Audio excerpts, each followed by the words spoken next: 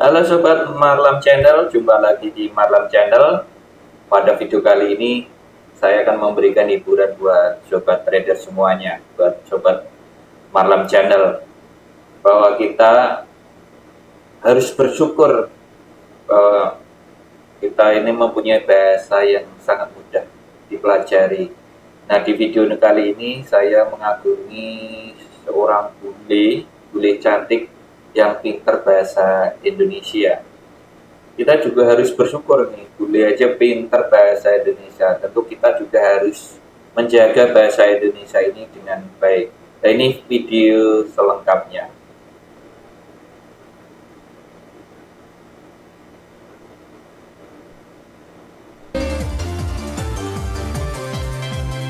Ya, video ini saya ambil dari Ketika Hidup Perjuangan ya. Dan saya Supriyono, dan bagaimana kabar Anda semua? Semoga tetap sehat walafiat dan juga tetap menjaga kewarasan alam. Sehat selalu. Situasi yang karut-marut, kisruh, yang brutal ya. Nah, dan kami berdua sekarang berada di sebuah tempat alam yang ini mungkin salah satu ikon di Washington DC, Library of Congress. Ya, dan kita juga ada tamu istimewa ini, salah satu peneliti, pernah tinggal di Indonesia juga, meneliti budaya Indonesia, meneliti. Oke, seorang peneliti ternyata. Koplo ya. Kita kenalkan, nama siapa Mbak? Nama saya Andrea Decker. Andrea Decker. Ya, Decker. Jadi waktu di Indonesia tinggalnya di mana?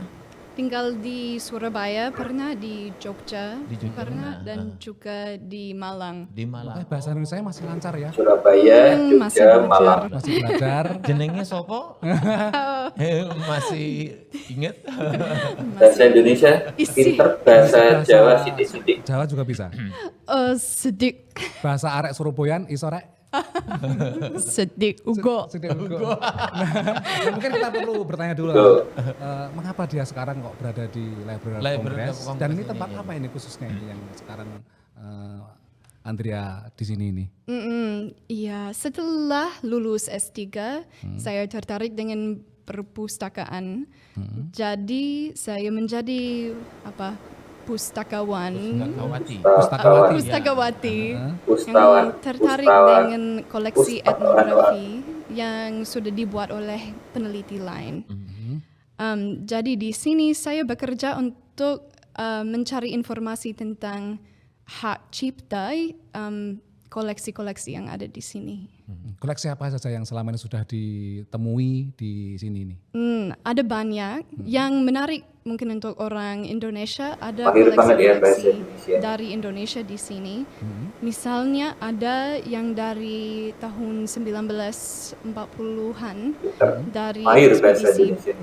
orangnya bernama Van Stock, kalau tidak salah mereka orang Amerika, tapi mereka mengunjungi Asia Tenggara dan merekam musik, video di sana, mencari buku-buku dan lain-lain. Dan koleksi itu ada video banyak berjam-jam dari Madura, ada dari Surabaya, Madura juga ada. dari Bali juga. Selain bisa bercakap dalam bahasa Indonesia, bisa bercakap sikit dalam bahasa Jawa tak? Sikit dalam bahasa Jawa. Ini menunjukkan bahwa dia memang curious, dia nak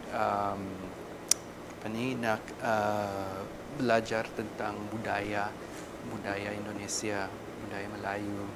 Dan menarik Alam, ini Andrea Decker ini seperti yang dia bilang tadi kan, disertasinya itu tentang dangdut koplo. Nah ini menarik juga, kenapa kok dia tertarik untuk meneliti dangdut koplo yang mungkin dangdut, kita tahu juga lah bahwa di Indonesia dangdut itu masih dianggap sebagai musik. Oke, peneliti dangdut juga. Musik yang sangat populer di kalangan masyarakat ini belum begitu tinggi. Koplo Lagi kan identik dengan drugs kayak ya? drug atau flyer atau apa. Ya itu. Nah, mengapa ada ketertarikan itu? Iya, sebelum pergi ke Indonesia pertama kali, saya hanya tahu tentang karawitan.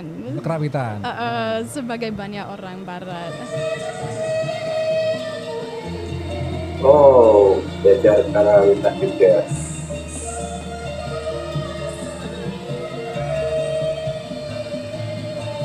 Tapi saya datang di Indonesia di Malang waktu itu dan pergi ke pesta.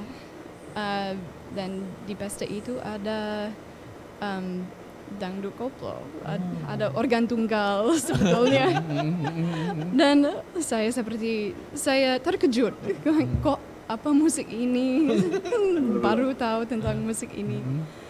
Karena ada perempuan dengan rok mini gitu. Dan tapi musik itu bikin suasana meriang. Apakah waktu itu juga Andrea sempat tergoda untuk joget misalnya? Hanya mengikuti karena baru tahu joget, melihat orang dengan ini. Jempol saja. Jempol. Jadi ini juga bisa, semua badan bisa digerakkan ketika ada dangdut dinyanyikan gitu kan. Betul. Tapi waktu pertama datang dari Amerika ke Malang, Jawa Timur itu inginnya waktu itu belajar karawitan. Ingin belajar bahasa Indonesia. Oke. Dan mungkin karawitan juga, tapi fokus pada bahasa. Dan kemudian shift lah setelah menonton dangdut koplo itu. Langsung shift. Karena di Amerika saya belajar musik klasik barat. Kayak Mozart, Nel Cor Piano Vicento. Tapi soalnya saya pergi ke konser musik barat klasik dan seringkali tidak ada banyak orang yang ingin mendengarkan, ingin nonton konser itu. Jadi begitu di acara perkawanan itu, kemudian langsung Andrea berpikir bahwa ini akan menjadi satu topik penelitian saya yang menarik gitu, langsung gitu atau mungkin bagaimana? Tidak langsung, tapi lama-lama tertarik karena tidak bisa pergi ke acara apapun di Jawa Timur tanpa ada dangdut koplo. Di Jawa Timur.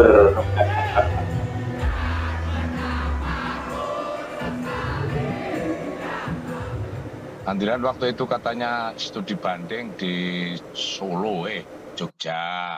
Studi banding itu apa itu? Gong, gamelan. Terus studi banding asal usulnya musik koplo dangdut Indonesia itu gimana? Masuklah dia ke grup saya, tak ajarin suruh nyanyi duet. Yang akhirnya gak seberapa rumit, akhirnya dia mau mempelajari terus tak ajak duet mas, banyak yang ngejob mas di sini mas, Andrian mas. Anu kan asing kan loh mas, penyanyi apa Londo bahasa Indonesia terus Londo boleh. Wapi unik kan loh. Ya. Terus duetnya sampai aku kan. Viral mas, viral. Viral. Hei, bojomu Londo saiki ya cek ngono.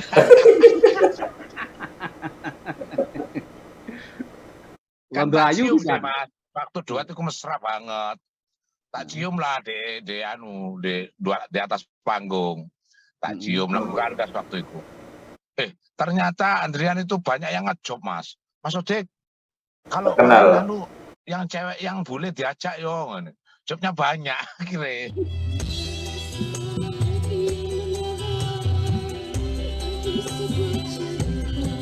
Saya datang ke Indonesia untuk riset disertasi pada tahun 2017. Jadi waktu itu Via Fallen, Nela Karisma baru booming. Jadi musik dangdut koplo tidak terpencil lagi. Sudah menjadi mainstream, terutama di Jawa Timur ya. Terutama di Jawa Timur ya. Nah menariknya Alam, ini metode penelitiannya Andrea ini adalah metode etnografi itu yang memang mengharuskan dia ini untuk melakukan penelitian yang observasi partisipatif. Lapangan, ya. Jadi langsung bergaul dengan objek yang diteliti, dengan penyanyi dangdutnya, dengan musisinya, dengan manajernya, dan dia harus terlibat berbulan-bulan mengikuti itu ya. Jadi pengalamannya gimana? Karena saya juga sempat suruh nyanyi juga itu. Betul.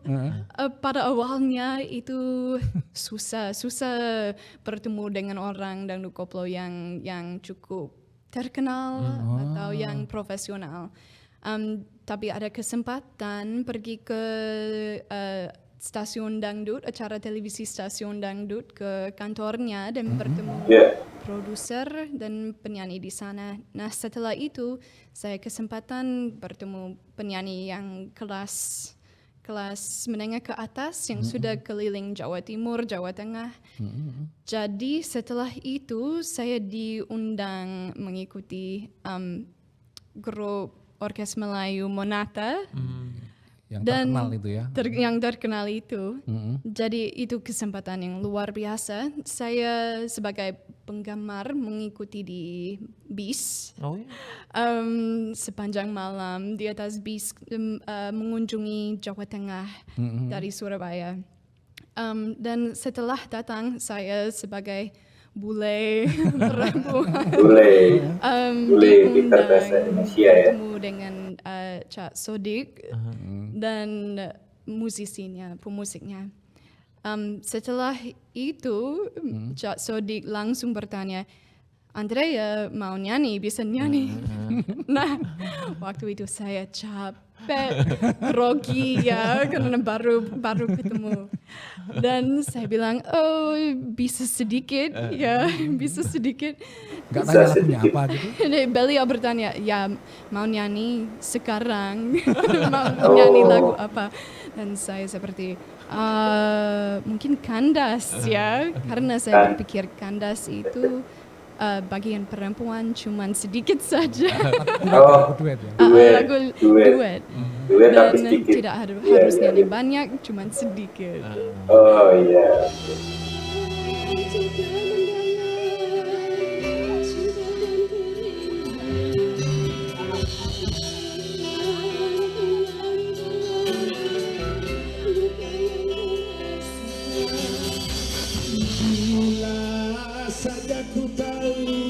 Dan saya lihat di videonya juga seperti halnya tontonan dangdut di Jawa Timur atau di tempat lain, Bang. Itu juga penontonnya sempat nyawer juga kepada Andrea. Ya betul, itu sangat biasa.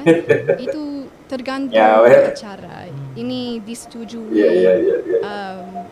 pemimpin orkes sama pengada acaranya sebelumnya, tapi seringkali mungkin 70% acara ada. Ya, dan sering kali jadi juga. Nah, buat saya ya agak sedikit aneh. Ya, betul. Pertama itu kan ada sawer itu gimana rasanya? Shock gitu ya? Sedikit shock. Tapi saya lihat ke penyanyi lain. Karena pada acara ada all artis namanya, dan semua artis naik panggung bersama. Jadi saya lihat ke artis lain, oke, ngapain dengan uang ini? Nggak tahu. Dan ada teknik sebetulnya. Mereka memberikan uangnya dengan tangan kanan pasti, dan seperti apa, ditaruh saja, dan setelahnya mereka ada kotak di atas panggungnya, dan mereka masukkan ke Dan nanti akhirnya dibagi gitu. uang saran dibagi ya? Dibagi. Ke penyanyi atau juga ke pemusik juga? Itu tergantung persetujuannya, tapi biasanya pemusik juga. Oh, ke semua kru. Dan semua biasanya tim, ya? MC Bagi ke semua tim. dan pemimpin grup musiknya yang mengatur. Ya. Oh, oke. Nah, mengikuti artis dangdut ya, misalnya tour dari tour ke tour itu kan mereka sangat sibuk ya. Dari kota ke kota dan sebagainya. Itu Andrea juga ikut tidur di jalan gitu, di mobil-mobil gitu. Ikut. Jadi kalau penyanyi dangdut koplo yang top, yang terkenal di Jawa Timur, misalnya Ratna Antika, bisa punya sampai 5 acara satu hari. Jadi dan satu bisa di Surabaya, satu di Pati, satu di Kediri. Dalam satu hari itu? Dalam satu hari. Naik mobil darat ya? Ya. Itu bagaimana rasa capeknya, Lam, ya, seperti itu ya? Mereka biasanya ada orang sopir dan mereka tidur di mobil, dan mandi di pom bensin, ganti pakaian di dalam mobil. Andrea juga ikut mandi di pom bensin segala? Juga ikut. Tidur juga di mobil? mobilnya. Di mobilnya. Artis. Mobil siapa? Siapa tadi? Ratna Antika belum, tapi Nasha Akila paling sering bersama Nasha Akila di dalam mobilnya. Juga ikut tidur di dalam mobilnya pemimpin Om Monata juga. Makan kadang-kadang juga di dalam mobil. Di dalam mobil atau di Makan. pinggir jalan saja. Bisa tidur situ. Waktu itu Susah. karena rame ya. Rame dan juga kalau tidak terbiasa. Tidak nyaman kan? Tidak nyaman. Betul, belum lagi panas ini udara ya. Dan kalau penyanyinya yang baru mulai nyanyi dan tidak terkenal itu, mungkin ada 5 di dalam mobil, jadi kalau mau tidur cuman di Pack banget kan? Iya, belum lagi habis aktivitas show dan gitu mungkin ada bau ketek. Bau keringat gitu mungkin ya. Nah, ini susah juga ini. Rokok di dalam. Rokok, iya. Jadi suasananya emang suasana seperti itu ya. Mungkin ini memang khas dari rombongan musik dangdut yang sedang akan pentas di berbagai kota itu lah ya. Menariknya juga kan ini dia ikut rombongan-rombongan itu, tapi juga harus melakukan penelitian. Ya. Harus melakukan mungkin wawancara dengan mereka kan. Jadi sempat. Jadi di mana waktu mencari waktu untuk wawancara dan sebagainya itu? Iya, itu pertanyaan bagus karena saya juga sering kali nyanyi, jadi kadang-kadang saya harus terlihat seperti bintang tamu, artis, dan tapi membawa kamera, membawa rekaman, dan notebook juga, ada catatan, jadi sedikit aneh. Kadang-kadang saya harus memilih, di acara ini apa saya penyanyi atau peneliti, tapi yang sangat bermanfaat, saya berjam-jam di dalam mobil dengan penyanyi, jadi ada sempat berbicara secara sedikit informal. Dari hati ke hati lah ya. Dari hati ke hati. Ya kayak artis kayak biduan itu, kayak biduan orang Jawa itu. Mahir ya, menyatu dia, menyatu jadi ya kayak Iki Monata, terus Andrian itu sebagai penyanyi ya ikut rombongan penyanyi. Jadi artis bule ya, keren kan, keren. Nah, aku juga sempat video callan sama suaminya yang di sana. Hei, istrimu sama aku gitu, wah itu wes. Gak ngerti bahasa Inggris aku. Yes and no ya Mas. Woi, yes, no, yes. Baik kok Mas, suaminya itu baik, orangnya baik. Waktu nyampe sana itu ya dikasih kabar. Tiap aku ulang tahun itu, ya aku dikasih ucapan, dikirim videonya. Fokusnya dia kan gender ya, terutama tentang peran perempuan dalam biduanita, terutama dalam musik dangdut koplo ya. Selama ini kan mungkin persepsi publik awam ya, mungkin melihatnya kan wah jangan-jangan mereka itu menjadi dieksploitasi lah, atau mungkin ya diperas lah istilahnya oleh pemilik orkestra, atau menjadi sering dilecehkan oleh penonton atau mungkin pemain musik. Kalau menurut penemuan dari Andrea sepertinya tidak seperti itu kan? Tidak seperti itu, kecuali stigma dari masyarakat tentang penyanyi. Ya itu seperti eksploitasi bisa jadi, tentu saja. Pelecehan bisa jadi juga. Tapi untuk kebanyakan penyanyi, mereka berfokus tentang kehidupan, tingkat ekonomi, tentang keluarganya, dan tentang karirnya. Mereka tidak berpikir karir itu hanya sebagai eksploitasi atau sepertinya. Mereka ingin cari rezekinya saja. Cari duit. Lebih fokus ke sana ya. Jadi buat keluarganya. Bahwa ada eksploitasi secara fisik atau eksploitasi secara finansial itu tidak ditemukan ya dari penelitian Andrea ini? Ditemukan eksploitasi secara fisik Jadi ada bisa ya. jadi ada. Dan saya bertanya kepada salah satu penyanyi, ketika ini terjadi di atas panggung, lakukan apa biasanya? Dan dia seperti membagi strategis tentang menghadapinya. Misalnya mungkin ada laki-laki yang ingin Menyentuh atau meraba misalkan gitu ya. dan penyanyi ini bilang apa kayak ini kalau saya boleh ini ditangkap terus begini aja Strateginya begitu ya. supaya terlihat sebagai hormat tapi menghindari Agresivitas lakukannya atau yang lebih agresif gitu loh. Gitu. Mungkin justru malah mungkin bisa jadi juga. bisa jadi seperti itu ya. Jadi menariknya kan dalam hasil penelitian nggak salah juga peran wanita atau bidu wanita dalam musik dan koplo itu ternyata dominan ya, besar ya. Besar. Kalau pemimpin orkes mungkin 50% hampir perempuan atau pasangan suami istri yang memimpin orkes. Juga kalau produser televisi atau pembawa acara seringkali perempuan. Kalau di stasiun dangdut Surabaya pada waktu saya di sana, ini acara televisi. Produsernya ada banyak perempuan di sana, mungkin 50% juga. Jadi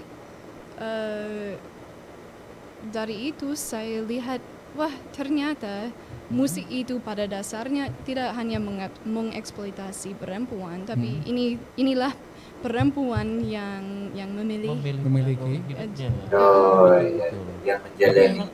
Bagaimana misalkan ini persepsi publik atau memang mungkin dengan kenyataannya bahwa mengapa sih misalkan musik dangdut biduannya itu harus tampil dengan pakaian yang minim, seronok, seksi.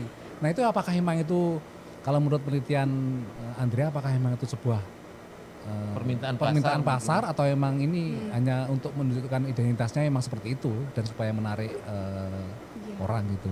Ada beberapa hal. Yang pertama, kalau penyanyi kelas menengah ke atas, biasanya pakaiannya tidak sangat terbuka. Jadi biasanya ada tertutup lah ya. Segini sedikit tertutup. Sopan lah. Kalau mau naik ke kelas itu penyanyi sudah tahu harus sedikit tutup. Ada yang terbuka, tapi setelah mulai popularitas mulai naik. Mereka menutupi pakaiannya karena sudah tahu kalau mau tetap populer harus lebih sopan. Misalnya artis nasional misalnya sempat mengetahui nggak berapa secara finansial mereka bisa dapat dalam satu show? Dalam satu show yang katanya kelas atas itu waktu 17-an 18-an Via Fallon bisa dapat 10 juta satu acara. Itu katanya penyanyi lain. Itu hanya nyanyi untuk 1-2 jaman itu ya, 2 jam ya? Belum 2 jam. Kalau Via Fallon waktu itu mungkin 3 lagu. 3 lagu aja sudah dibayar 10 juta ya?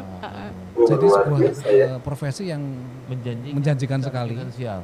Dan misalnya artis yang baru merangkak gitu, yang dari local artis itu berapa itu? Itu bisa serendah 20.000 satu kali tampil.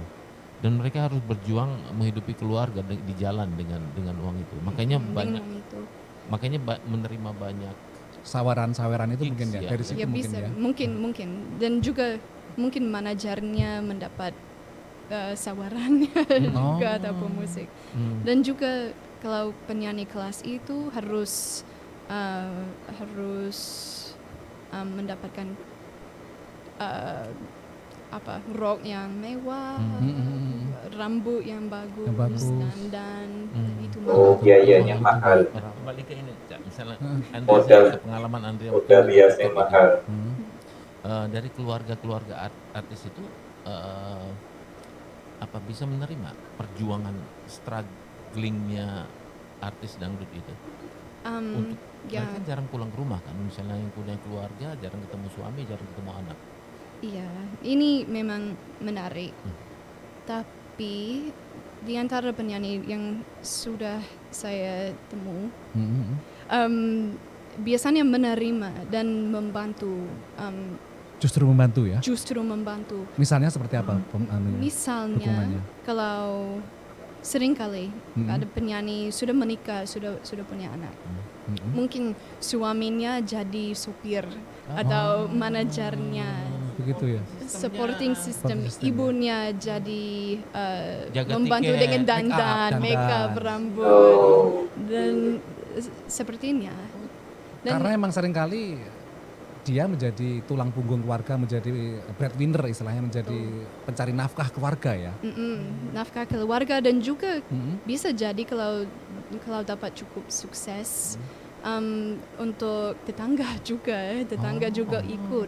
Ikut menikmati ya tetangga ya. Menikmati dan membantu dan jadi seperti apa? Mungkin jadi sopir, mungkin jadi sepertinya. Jadi kayak ada bisnis job keluarga gitu. Apalagi kayak yang- bisnis keluarga. Apalagi Oke. Kita mesti akhir ini perbincangan kita dengan Andrea Decker bersama saya Alam Burhanan dan saya Supriyono, dan sampai jumpa lagi di di edisi selanjutnya. Saatnya untuk kop. Oke, itulah hiburan yang bisa saya share kepada teman-teman ya, bahwa kita harus bersyukur kita memiliki bahasa Indonesia yang mudah dipelajari dan Bule pun bisa menggunakan bahasa Indonesia dengan lancar. Mudah-mudahan memberikan manfaat buat Sobat Trader semuanya. Sampai ketemu di video berikutnya.